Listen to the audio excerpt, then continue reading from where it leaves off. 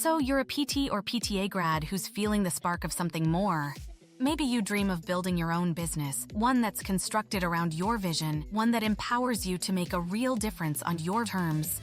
This feeling, it's the entrepreneurial itch, and you're not alone. Countless PTs and PTAs are taking the leap to entrepreneurship, crafting careers that are as unique as they are. Welcome to the Innovate and Rehabilitate, the Entrepreneurial PT Podcast. In each episode, we'll dive deep into the world of PTpreneurship with inspiring physical therapists and physical therapist assistants just like you who are crushing it on their terms. We'll uncover their secrets, their struggles, and the incredible impact they're making. From building your PT boss dreams to navigating the business side of things, we'll equip you with the knowledge and inspiration to turn your vision into reality. So, whether you're just curious about starting your own business or you're already out there making your dreams a reality, this podcast is for you. Get ready to unleash your inner entrepreneur. Let's do this. Hello and welcome. I'm Scott Giles, founder of Score Builders, and I'll be your host for this podcast. Today's guests are Dr. Dan Staats and David Restiano. It all started with sore muscles, a shower, and a sudden spark of inspiration. David Restiano, an active athlete and graphic designer, was dealing with stubborn hip flexor pain. A physical therapy session with Dr. Dan Staats introduced him to muscle scraping, and the relief was immediate. Later that day, while showering and eyeing a curved bar of soap, David had an idea. What if you could scrape your muscles and get clean at the same time? David teamed up with Dr. Staats, and together they refined the product into a simple, safe, and effective tool for recovery. The collaboration led them all the way to Shark Tank, where one quick demo landed them a deal with Mark Cuban. Whether you're an athlete, a weekend warrior, or just want to feel your best, this podcast dives into the story, science, and inspiration behind Sorsoap. Gentlemen, thanks so much for taking the time out of your busy days to join us today on this podcast. I think this is going to be because your story is going to resonate with a lot of people, and it's going to get people excited, to say the least. Thank you, Scott. Yeah, thanks for having us. Yep. Yeah, absolutely. It's truly inspiring. All right, so let's get right into it. If you guys could both just give me a kind of a brief breakdown of your work experience, because obviously we know Dan's a PT and David graphic designer, but just tell us how. Give us a little bit about your background and skill set. So. Dan's a doctor. I thought I wanted to be a doctor. I was a pre-med major on a biology track at Marist University, and I was playing Division I soccer back in the 90s. And I realized in about 2 or 3 weeks it was just too much. I couldn't do it all, and I didn't want my grades to suffer. So I checked with my advisor, and I said, can they take my scholarship away if I change my major? Long story short, they didn't, and I changed my major from biology to painting and drawing, and I've been a graphic designer for the last 27, 28 years.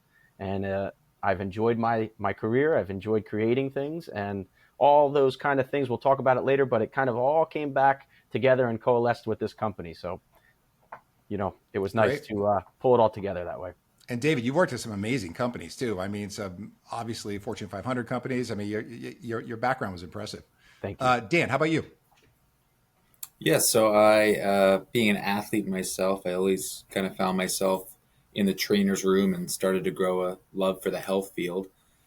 Started PT school, graduated PT school, and then opened up my own practice. From there, I went on to get a bunch of specialist certifications, board orthopedic clinical specialist, dry needling, ultrasound imaging, all this,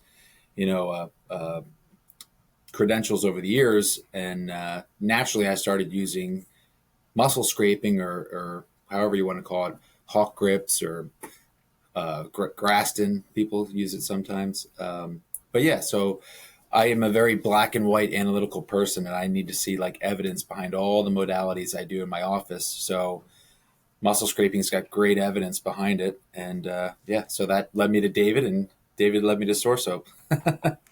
Dan, how long after you graduated from school until you opened your own clinical practice? I worked for the man for about 2 or 3 years, about 2.5, 3 years. I worked for big corporate PT, and I couldn't do it. I had like bosses upon bosses upon bosses upon bosses. And I just, got tired of making money for the tier of bosses in the corporate PT world. So I made the entrepreneurial jump in 2008. So about 3 years, I practiced corporate PT, and got a nice taste of what's not for me. Yeah, good for you. Not surprising, right? But that is a very, with the people we've had on the podcast so far, that's like the third or fourth time I've heard that exact story. Within a short period of time, I just realized I cannot take it. And we had one individual looking for a completely different field of study. Like, what else can I do? Wow. Because this can't be it.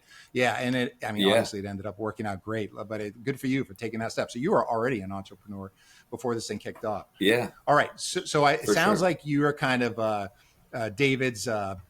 Concierge PT here to some extent before this. You guys had a relationship, used muscle scraping on David. And then, as we said, David takes a shower, obviously. And I love to, by the way, Dan, how you said, like, I'm very organized, analytical, and David's a graphic designer and creative. And, so I'm loving the blending like of the skill sets, because you guys clearly are bringing some different things to the table. But David, take us through your shower experience. Not too much detail, but take us through the shower experience. And then after that, Dan, I want to pivot to you, because I want to hear, like, if your patient comes back and is like, hey, I'm thinking with soap. Like, I want to hear how this concept went down. So go ahead, David, kick us off. Once you hear, we had more than just a doctor-patient relationship. We got to be friendly, I would say, with the amount of injuries I had and the amount of, care that he gave me. We started, and just with, I'm a little gregarious. I'm a very outgoing person. I like to make connections, and you'll see how that's kind of given us, yielded some great results as we started the company. I'm big on making connections with people. I was brought up just to see the good in people and be creative about things. And that includes relationships. And it's provided a lot of benefit for us over the last few years since we teamed up. But to get back to your question, came home from, a traditional muscle scraping session on my hip flexor that Dan, provided, and it gave me great relief. The way my mind works, I came home, I jumped in the shower, and I wanted to wash the emollient off. He'll tell the story that he didn't do a good job washing the emollient off. He did a good job washing it off, but it was like, it was a feeling like I just needed to jump in the shower and get everything done, get it clean. Sure. And when I looked over, and my wife had just put a brand new bar of Irish Spring in the soap dish, and it had that just a little bit of a hallmark curve on the bottom. And it immediately put me in mind of some of the stainless steel tools that Dan was using. So the way my brain works, I grabbed it. I started scraping my bad hip flexor. Then I started scraping my good hip flexor. Then I started scraping my calves, my IT band, my Achilles. And I said, this feels amazing. And I said, if I could figure out a way to make this out of the best possible soap with the best possible lineup of ingredients that could maybe have a twofold effect, be anti-inflammatory, be a little bit of analgesic built into the formula. And immediately I thought CBD and menthol and lavender and all these great things that Dan and I then refined. But as I scraped my muscles, I had this eureka moment that you'll hear, from a lot of different people. And I jumped out, I ran into my office, and I started sketching, this pretty close to this trademark, this shape, and it started to go a little, snowball out of control in my mind. And I said, all right, let me slow down. I think we're onto something here. Seems a little crazy, but I'm going to run it by Dan. So a few days later, right, I tried to assemble my thoughts, and put it into a way, and I just kind of dropped it on him. I said, Dan, I got this crazy idea. I think it might work. I think it definitely helped me feel better. I think we could build a business around it. And that was really the way it kind of came together pretty quickly too, That's amazingly quick. But okay, Dan, take us through. So you get this dropped on you, and were you just thinking this be like a little fun pet project? Maybe we'll explore this. What were you thinking? I mean, I definitely love the idea. I was like, wow, you got something here, because the trend of muscle scraping was like it was clinician, but it was becoming layman at the time. And it still is, it's becoming, at that time, it was like serious athletes were starting to muscle scrape, and now the layman is. So I was like, all right, we're kind of doing this. And combining soap was like, for all those people that were like, I'll screw it up. I'm not going to muscle scrape. I'm just an everyday person. Like, well, you can't screw up soap. Everybody knows how to shower and bathe. Sure. So we thought it was less intimidating and more accepting.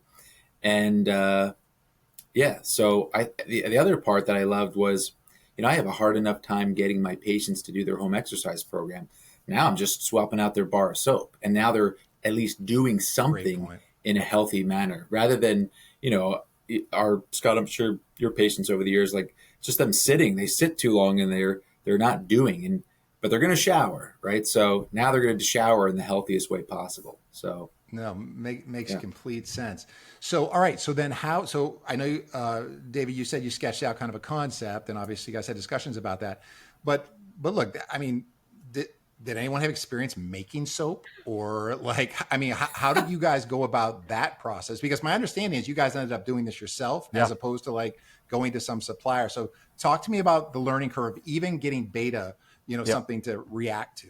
So I made some sketches, made some 3D renderings. Like, so we had a basic, a concept, a real rough concept for what we thought would work. We took a very simple Graston, type handled tool, and we just extruded the edges. And I thought, all right, we could make a silicone mold, and we could fill it with soap, and why wouldn't it work, right? Like, you get into this entrepreneurial mindset that, and this is quoting a woman named Marie Forleo. She has this quote of a book that she wrote: "Everything is figure outable."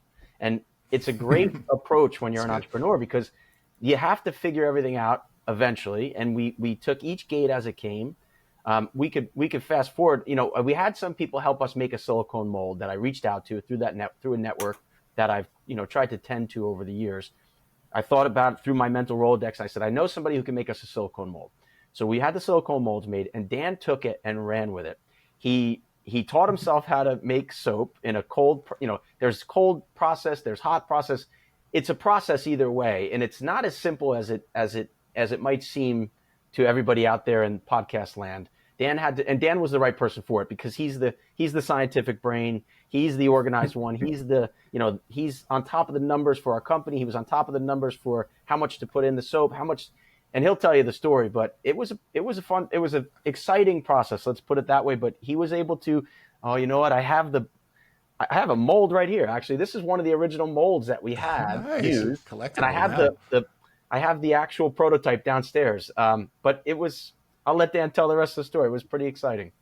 So Dan, I'm picturing you in your kitchen with an apron and a big, like what's going on here? How did that go? So I went online and I studied all the different processes of making soap. I went on brambleberry.com and I got a soap 101 making kit, and I just started to read about it. And when you make soap, there's this like caustic byproduct called lye. You can't inhale it, you can't ingest it, you can't touch it. So I had to dress up in this like Ghostbusters, like, Breaking Bad outfit. And I had to kick my wife and my kids out of the house. I was like, Dad's making soap today. Everybody get out of the house, And it probably looked like this crazy crystal meth Breaking Bad scene. Yeah, but that's what I was picturing. Yeah. So all these chemical equations and things, it was a little nerve-wracking. But I would pour the soap into that mold that David has there.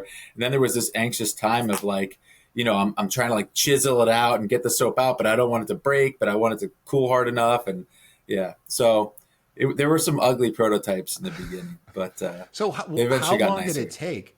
Yeah, no, clearly. How long did it take to go from dabbling to having like a minimally viable product? I think it was about a couple months of dabbling before we said, all right, I think we could bring this to the soap manufacturers and just see, like, maybe they'll say, no, you guys are idiots. You can't make this work. And a lot of it was playing with the ingredients. Like, first couple ones had too much menthol, and we were like, woo-hoo-hoo! This is too cool here. Like, hold on. Yeah, right. Still tingling when you go outside 2 hours later. So we had to play a little bit with the. And you must have had, then you probably had family and friends test, or maybe even patients within your clinic, just you pass out freebies or something like that. Then we went and then we signed on with a soap company. So we tried to go with the bigger boys, but the big soap companies, but their minimum quantity order was so large, they wanted like 30,000. We could barely afford 30 at the time.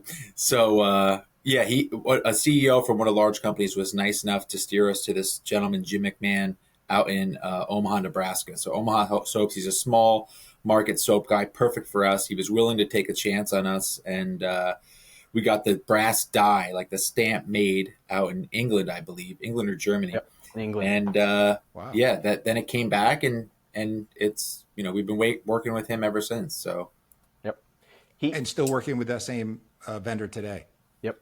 Yeah. Yeah. Wonderful. Wonderful. I'd love to see that when Yep. people take a chance on someone like that, do something small and then it evolves into something much bigger for both of you.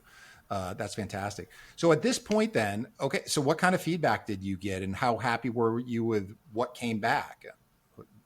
I started giving it away to everybody, Scott. I mean, we weren't ready to really build a sales infrastructure at this point because, like you said, we had a minimum viable product, but we needed to really make sure we had market fit, product market fit. And those are, two of the real basic, essential, building blocks of launching a company, right? So I started giving it to my friends in the soccer and, world, which it got all the way up to the New York Red Bulls. In fact, from the MLS, we had probably 12 to 15 of the starting, core group of guys from the MLS, top tier team using it and giving us feedback.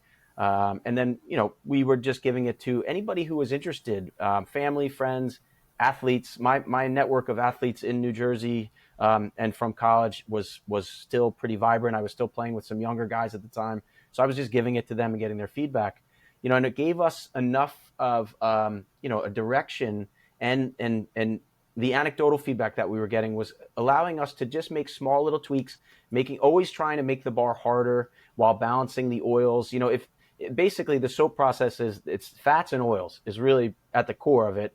And if you have too much of one and not enough of the other, then the bar gets soft. So really part and parcel to Sorsoap's, efficacy is the muscle scraping. And I love telling the story to people in person in pop-ups. There's people that know what muscle scraping is and there are people that don't. So when I'm at a pop-up, when Dan and I are at pop-ups, either together or separately, it's always a welcoming challenge, a small challenge with a small C. Somebody comes up and says, "Hey, what is this all about?" And you say, "Well, it's a muscle scraping bar of soap, and it's got great ingredients in it, and you just take it and you scrape your whole body from head to toe, and it increases blood flow and it makes you feel better." And you can either see that light bulb goes off in their eyes, or they'll ask another question. Well, how does that? Is it the formula or is it the actual hardness of the bar? And I always tell them it's both. It's what's in the soap is great for your skin and it's anti-inflammatory and it's aromatherapeutic, but it's actually probably, I would say 85, 90% of the weight of the modality is carried through the hardness of the bar. You could take all the other great ingredients out and make it, not as great of a bar of soap that we took our time to create.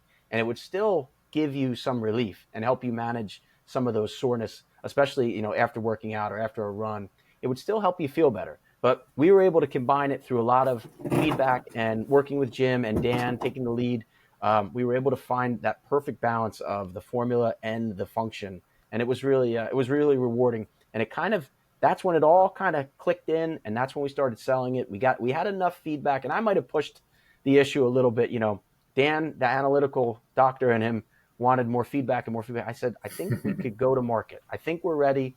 And sometimes, as as an entrepreneur, you got to listen to that little voice in the back of your head and that little feeling in your stomach, that gut feeling. And it just seemed like it was the right time. So that's when we kind of launched it out there. And I'm guessing, David, at this time as well, I bet you already had the branding ready to go and the packaging, and you started working all the peripheral things like that. Yeah, we were just keeping it together and trying to bring it up step by step.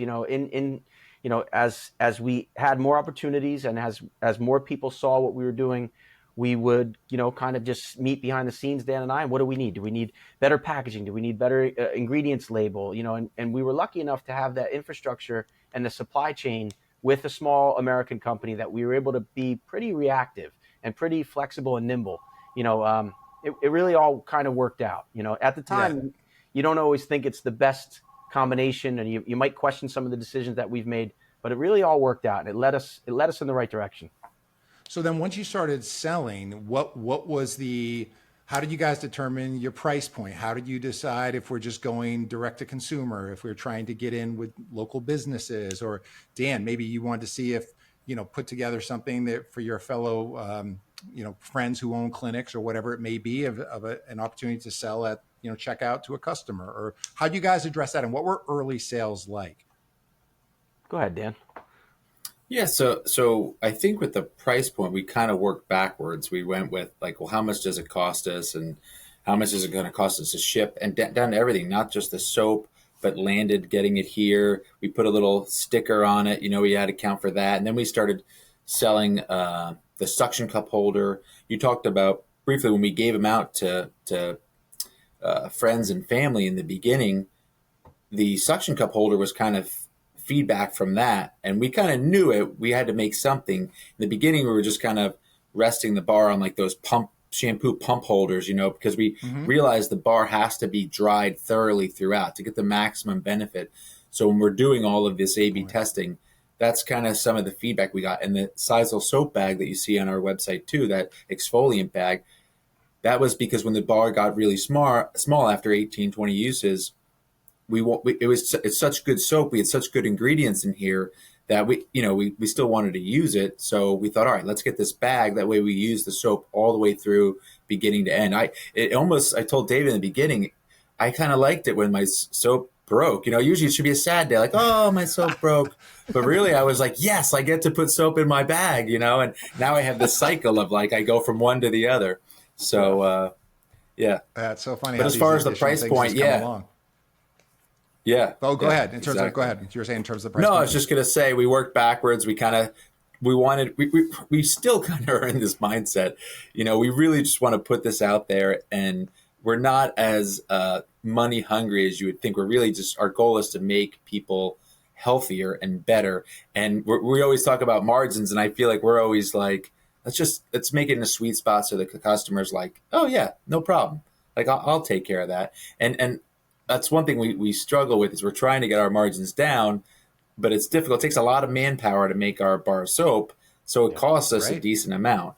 So we're still in that ballpark a little bit, but we just kind of worked backwards, and we were happy with a modest margin on our end and try to give most of the savings to the customer. It's tough with a premium product like that, because you could cut a lot of corners and produce bars for far lower, but that's not the therapeutic, what you guys are going for. So what kind of marketing? Was this like a guerrilla marketing campaign, grassroots, social media? What kind of things did you folks use to get that off the ground? Well, I think I'll handle this one, right? I did everything we could, right? We thought about every different way we could do it, what worked, what didn't work, what sticks, what doesn't stick. The greatest, I have to say that the best thing about my background and Dan's background, they're both so applicable to what we're doing, right? Dan is a clinician. Dan is helping people feel better on a daily basis. I've caught that bug, and the best feeling for me is when I get an email or a text, Scott, that somebody says, your bar helped me fix my shin splints or help manage my shin splints pain, and I've been able to run more, and I've lost 25 pounds. That's something I never even envisioned, right? But to answer your question, we both have these skill sets. My skill set was graphic design, social media, so I was able to just crank out every sort of collateral marketing piece that you could think of. We would test funny ads. We would test serious ads. Finally, I got out in front of the camera, and I really have become, Dan will probably attest to this. I've become the face of our brand in a fun way, in an engaging way, in an authentic, genuine way. And it wasn't always in my comfort zone, but it really has become something that I enjoy, I look forward to, and we've proven that it's become effective because, as we'll get into later on in this interview, some big things came about through social media, and I've always been proud of the fact that Dan and I have, we're kind of like the yin and the yang. We complete each other in a business kind of sense. Everything that he's good at, I'm not so good at, and everything that he's a little nervous about trying or taking on, that's my sweet spot. So you can't always pick your partner, but I know at the end of the day that we're so appreciative of each other, and we've got some big things coming up this month. And it just it makes it so easy that we know he can handle his lane, I can handle my lane, and there's a nice amount of overlap when we sit and talk with one another. But it really is, it's a comfort to know that we can both kind of flex our muscles in what we're good and comfortable at. And it's working so far. No, clearly it is. I see you too. The limited information I have, but just what I've drawn, just your backgrounds, they're so synergistic. It makes sense. And the other thing I liked is you guys had an existing relationship prior to this. I mean, David, there's no way you're going to Dan and say, to approach him on a business idea unless you had kind of thought through, can I work with this guy? Is he a good human being? Do his skills complement mine?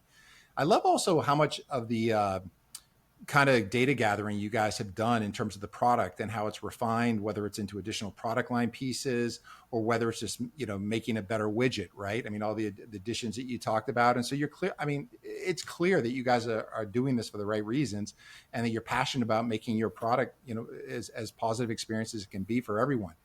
All right. So then how does Shark Tank come about? Because that's unbelievable, right? That's next level in terms of, moving from mom and pop into something very, very different. Yeah. So I'll start, Dan, but you can jump in. Yeah. We were lucky enough to, a lot of it's timing. We were talking about another podcast, another entrepreneurial podcast before, and Guy Raz always ends his podcast by saying, "Do you think it was luck or hard work?" Right? So it makes me think of this. We did so much hard work. We were never shied away from doing the hard stuff, whether it was making soap or creating social media or getting in front of the camera. But there was a little luck involved too, because at the time that we were doing this, TikTok, blew up, and there was the component of TikTok that really benefited us was there was a TikTok shop launched. So a lot of businesses got on TikTok at a certain juncture, probably 2.5, 3 years ago, and they just put a lot of momentum behind it, a lot of energy behind these 10 or 20 companies, and we happen to be one of them. We benefited from the ride, so to speak, that they pushed. They gave this rocket ship kind of energy behind a few of the companies that merited it,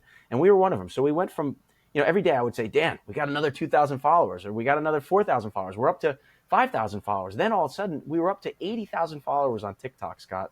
And that became a very powerful source of not only traction, visibility, but business. To answer specifically how I think TikTok helped us get on Shark Tank, somebody reached out to me, an ultra marathoner from California, great guy, had posted something about an injury. And I responded to him and I said, "Hey, Andy, I think you could benefit from this tool." And it wasn't a product that we created. It was another competing product. So anyway, a producer from Shark Tank saw that exchange between Andy and I, and it kind of caught his attention. And he said, just the fact that a CEO of a wellness company suggested using a quote unquote competitor's product to an athlete, it caught my eye. And I looked further into you and Dan, and I saw the kind of people you were, the family, family men, husbands, fathers, the authentic face that you put out on social media. And it's something that we wanted. And that's, long story short, that's really how we got on Shark Tank. They saw us, they saw me, they saw Dan, and they liked what we were doing. They liked what the product was all about. They thought it was a unique enough approach that it would make, a compelling pitch on Shark Tank.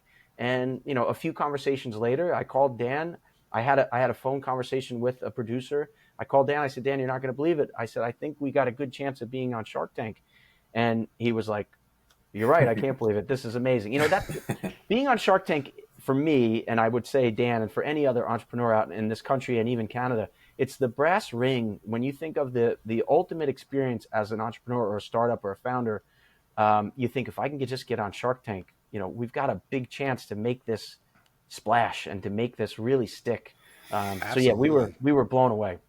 No, that's thrilling. And Dan, and for both, I'm sure, David, you probably have a similar example, but I'm just thinking of your, hey, all the kids out of the house today, Dad's making soap. And then being able to come and tell your kids, "Hey, fam, guess what? Guess who's going to be on Shark Tank?" And I mean, yeah. The level of pride and just like what a great lesson, right? I mean, for your family, I don't know. I just think that's that moment. Dan, tell us about that moment when you dropped that on your family.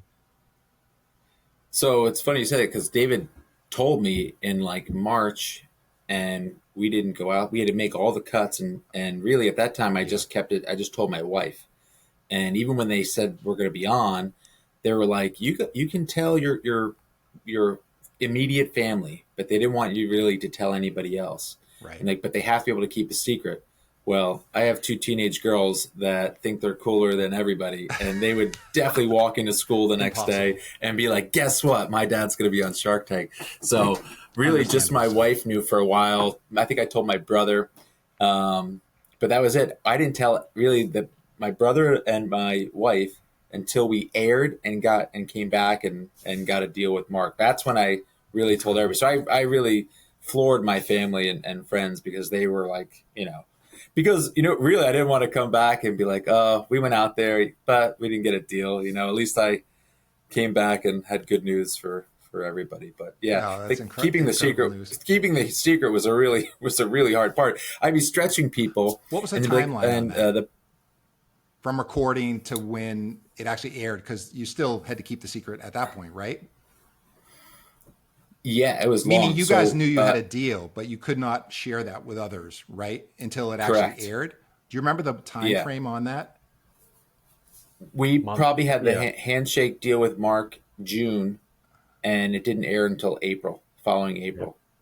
Yeah, that's what I thought. June or July. Because I told you guys earlier, my sister was also on Shark Tank in a similar product type category, and unfortunately she did not get a deal, but it was still an incredible experience. So we kind of got all the backstage, like, this is what happens. It's such a bigger process than anyone ever realizes in terms of putting your pitch together. And by the way, you guys killed it on your pitch. Like, you were so comfortable. There was no trepidation, and both of you, Thank you. Just delivered. It was funny. But I'll be honest with you, when I was watching it, now look, I didn't see it, and I do watch Shark Tank very regularly, but it's the type of thing where I just, like, I'm flipping through and I'll see it and I always stop. But it's not like I'm watched every episode from every season. So I knew what happened because one of our instructors had watched it and saw you guys and were like, you got to get these guys on the podcast. And but so even though I knew what happened, tell us about how it went, because I was worried you weren't going to get a deal. And you had what? Barbara, you had Robert, obviously you had Mark, Lori, who I thought was going to for sure. So after the first couple people went out, I think maybe Robert might have got. Oh no, Mr. Wonderful went out first, right? And then I don't remember. It was, when Lori went out, I was like, oh no, because I saw that as working. What were you guys thinking? I mean, you must have. I don't know. I would have been inside just going crazy as each person is kind of giving you a lot of positive stuff, but just maybe not for me, or I have a competing business or whatever. Tell us about that experience of being there live and having that go down. So, Scott, if having your sister been a part of the show, there's a lot of sensitivity around once you're a contestant on the show, or you have to respect the process a bit, right? But what we can say is, while we were there, it was amazing from start to finish. The staff, the Sharks themselves, the production company, everybody involved with the show is just so top notch, class A. It was a great experience. Now, you said we didn't look nervous. We were so calm and collected. I can be honest with you. We were nervous. We rehearsed. We were ready. We rehearsed a lot. Dan, we pushed each other to make sure it and make sure, keep me accountable. I'll keep you accountable. So we did nail the pitch. But while we were up there, there's a lot that gets edited down. And you could imagine there was a lot of conversations happening. There was a lot of overlap. If you've seen the show, obviously you have. Those Sharks, they want to get their points in. They want to get their questions answered. And at one point, I think I just kind of tugged on Dan's shirt, and I was like, dude, I need a second. Like, I need to process this stuff. Like, this is the biggest moment, business-wise, of our lives. We need to make sure, we're answering the right questions, and we're giving the best that we have to offer. So you're right. It happened the way, it was quick. It was quick succession. Mr. Wonderful was out because he said he had a competing, product. It was really a detergent company. Dan and I both, I could tell, and Dan said, he was like, this has nothing to do with detergent, but okay. You still got 4 Sharks. Right. Then Lori and Barbara, the sweetest women in the world, will be customers. We love you. We love what you're doing, but we're out. Okay. Now I'm starting to sweat. The lights are hot, but I'm sweating bullets now. I'm thinking we need to get one of these guys. Now, Robert Herjavec, Dan and I discussed, he's an athlete. He's into a lot of this similar stuff in the athletic space. He's out.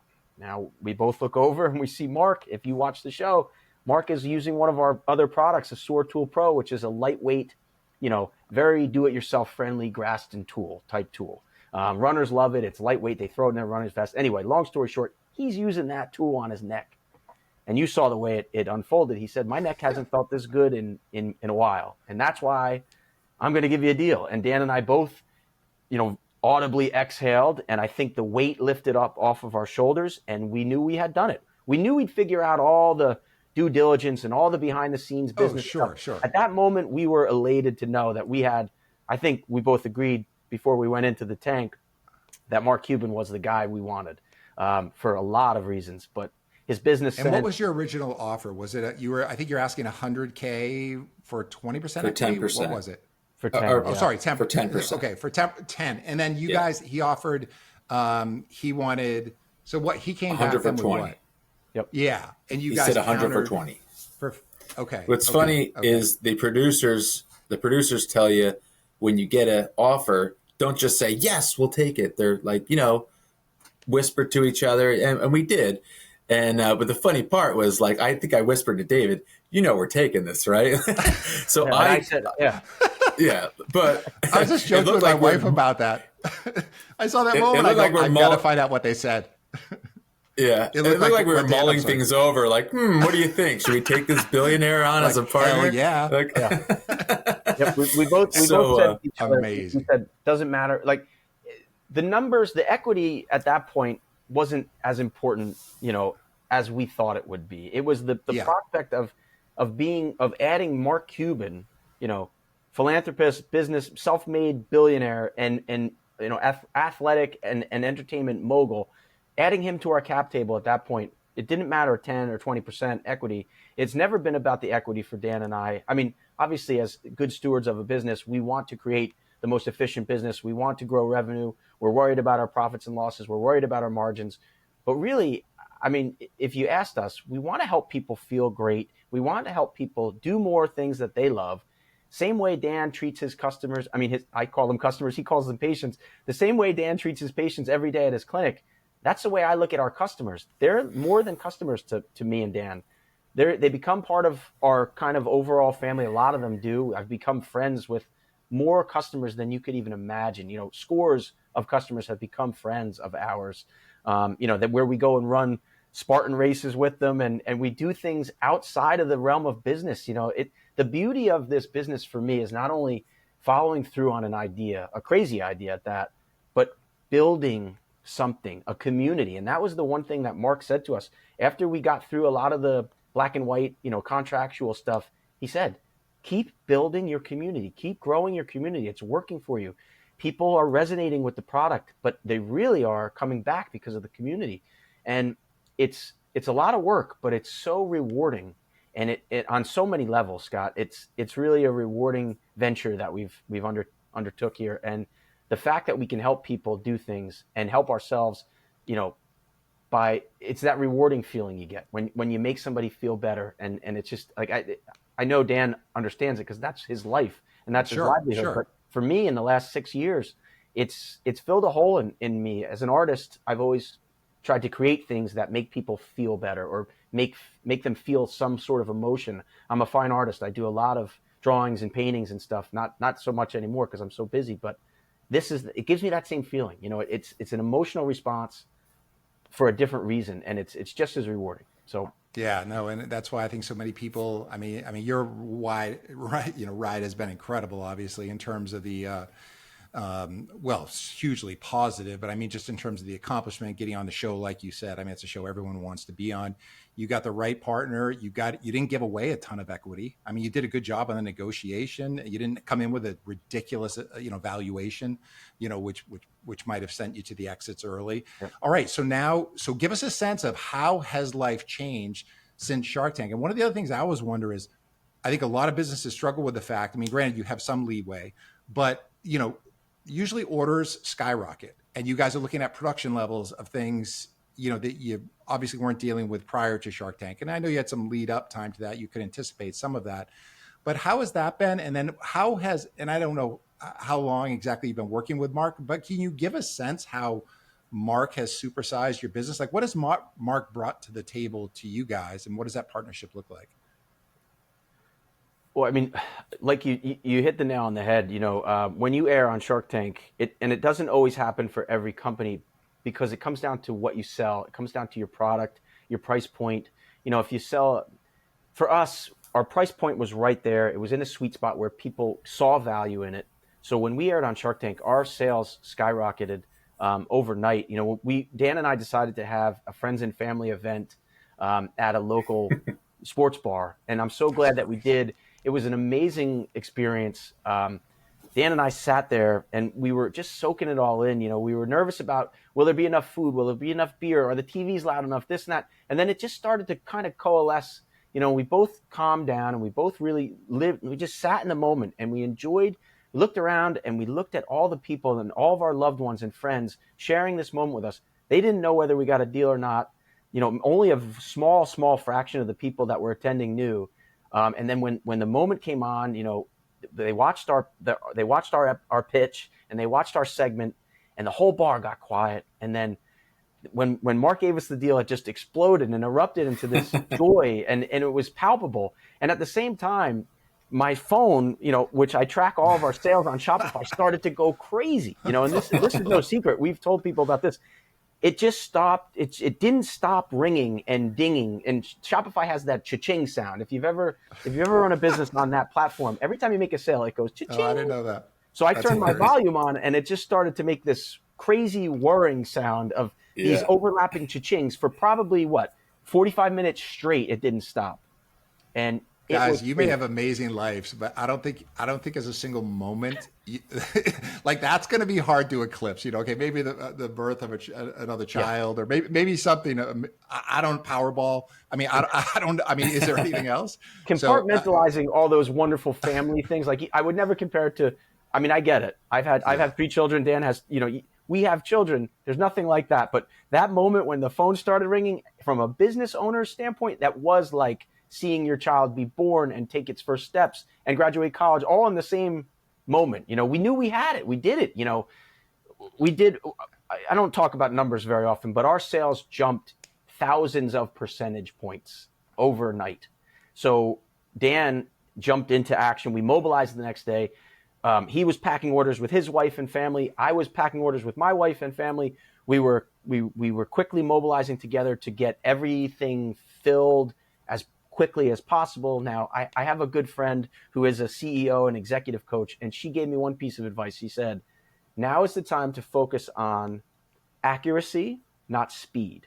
So it kind of ran counter in my mind because I'm monitoring my laptop. I'm seeing the sales continue to roll in after day 1, day 2, week 2, week 3. The sales have really not slowed down.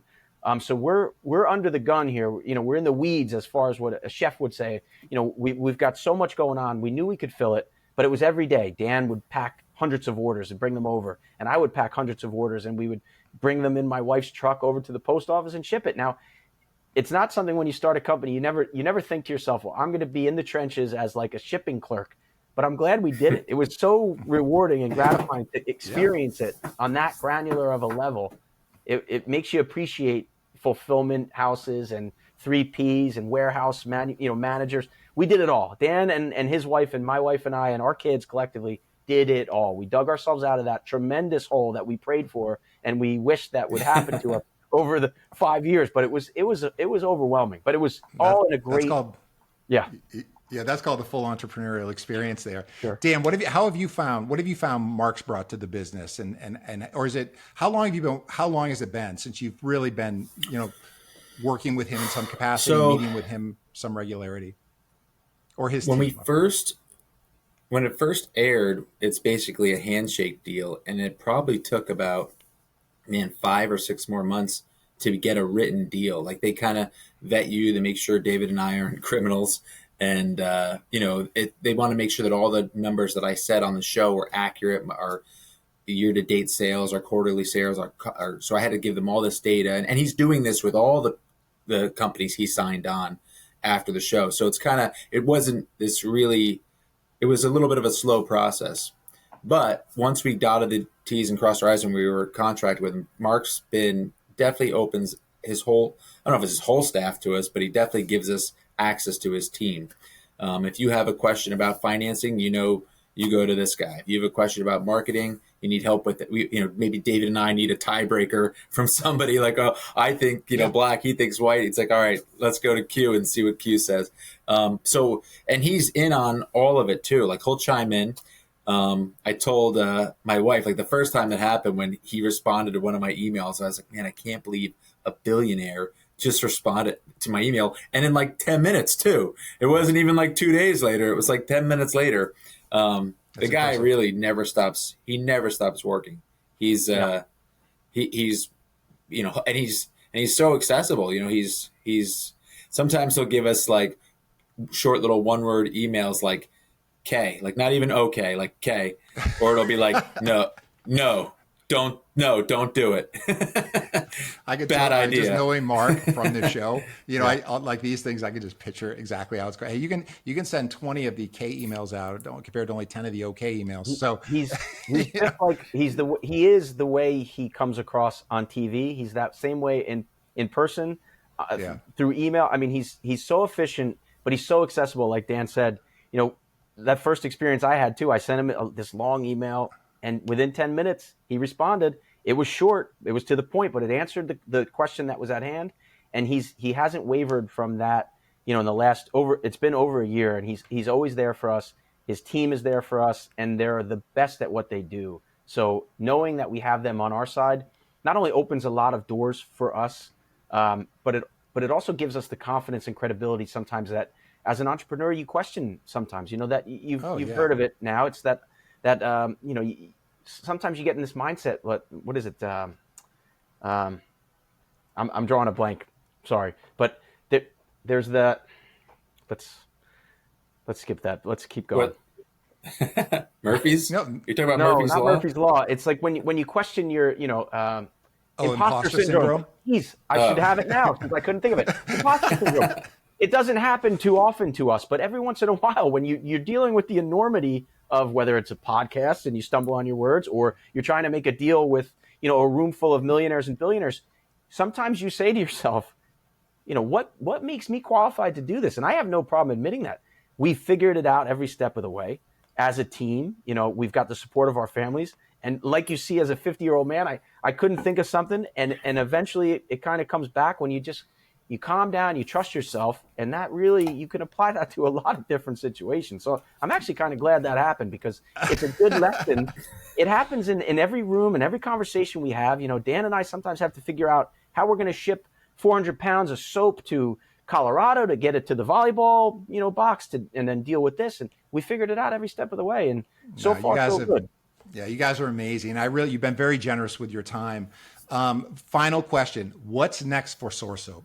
I know you've got some exciting things coming up. You may or may not be at liberty to talk about any of that, but any thoughts on Sorsoap's future?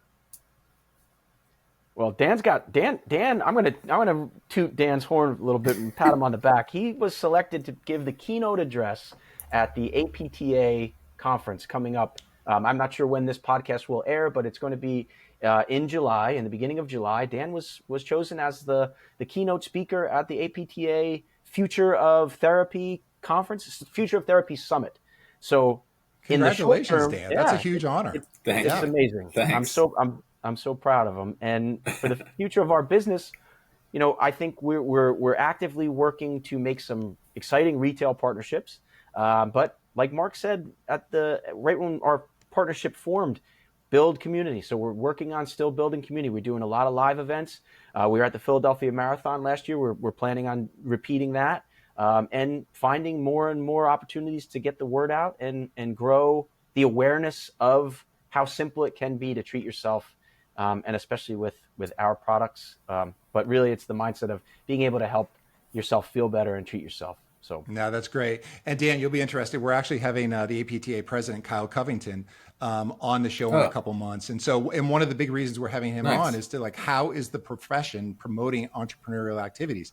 And I know they've done a lot. I think they've really done a lot, and they want to do more to show value to membership, to recognize that PTs can be entrepreneurs. Sure. And there are a lot of successful examples. So I didn't know that you were going to be the keynote speaker, but that's incredible. And it to me is APTA is putting their money where their mouth is in terms of, they want to highlight a really, successful entrepreneurial activity. And it's wonderful for the profession, the type of things you guys are doing. And David, when they combine and you can, bring in other folks and do that collaboratively with people who have other skill sets, wonderful. So folks, I won't take up any more of your time. You've been fantastic. I love your story. You guys are great guys, and I wish you nothing but continued success. Thank you, Scott. Yep. Thank you, Scott. This has been a real wonderful experience. Thank you. You're very welcome. All right. Keep up the good work. To all our listeners, thank you very much. We'll see you next month with another exciting and interesting story. Thank you. And there you have it, another dose of PT-preneurial inspiration to fuel your journey. Check out more inspiring stories from PTs and PTAs out there making waves by listening and subscribing to our podcasts on your favorite streaming platforms. And don't forget to rate and review this podcast. Thanks for listening.